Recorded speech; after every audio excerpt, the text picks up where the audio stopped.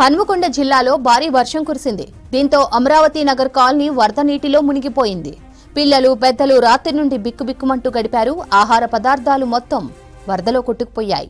మరోవైపు వడ్డేపల్లి చెరువు, ఊర చెరువు కట్ట తెగడంతో గోపాల్పూర్ ప్రాంతంలోని ప్రగతి నగర్, వివేక్ నగర్ కాలనీలు నీట మునిగాయి.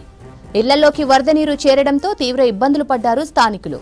కూడా జల దిగ్బంధంలోనే చిక్కుందని చెప్పొచ్చు శ్రవంతి. ఉదయం నుంచి కూడా ఇళ్లలోంచి బయటికి రావాలంటే జనం ఇబ్బంది పడుతున్నారు. నిన్న రికార్డు స్థాయిలో వర్షం పడింది. దాదాపు వరంగల్తో పాటు వరంగల్ చుట్టుపక్కల ప్రాంతంలో అంతా కూడా 40 నుంచి 45 సెంటీమీటర్ల వర్షపాతం నమోదైంది.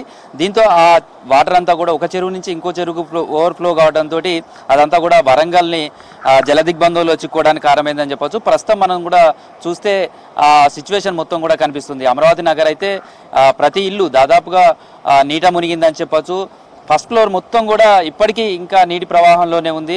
చాలామంది సెకండ్ ఫ్లోర్ వరకు వచ్చి పైన ఉంటున్నారు. పైన బిల్డింగ్ మీద ఉండి బయటికి వెళ్ళడానికి ఏ విధంగా ఉండాలనే దాని మీద కూడా ఆలోచిస్తున్నారు. ఇది ప్రధానంగా కారణానికి సంబంధించి చూస్తే వరంగల్కి సంబంధించినటువంటి ఉమ్మడి జిల్లాలో కాకతీయుల కాలం నాటి చెరువులే ఇవన్నీ కూడా గొలుసు కట్టు అనుసంధానం చేసినటువంటి చెరువులు. దానితోటే ఈ చెరువులో ఒక చెరువు నిండితే మరొక చెరువులోకి ఓవర్ఫ్లో అవుతుంది.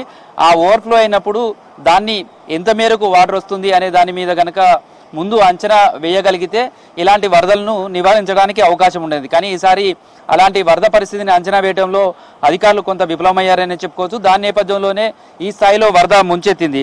దీంతో ఇటు దాదాపుగా ఎన్టీఆర్ ఇటు 100 ఫీట్స్ రోడ్డుకు సంబంధించి కూడా చూస్తే అటు కాకతీయ యూనివర్సిటీ నుంచి మొదలు పెడితే ఈ 100 ఫీట్స్ రోడ్డు మొత్తం కూడా జల దిగ్బంధంలో చిక్కుంది. దీంతో రాకపోకలన్నీ నిలిచాయి. దాదాపు చాలా కాలనీస్, ఇటువైపు డ్రైవర్స్ కాలనీ ఉంటుంది, తర్వాత వ్యూవర్స్ కాలనీకి సంబంధించి కావచ్చు, గోపాల్పూర్ ప్రాంతంలో ఉన్నటువంటివి కావచ్చు, ఇవన్నీ కూడా ప్రస్తుతం నీట మునిగి ఉన్నాయి.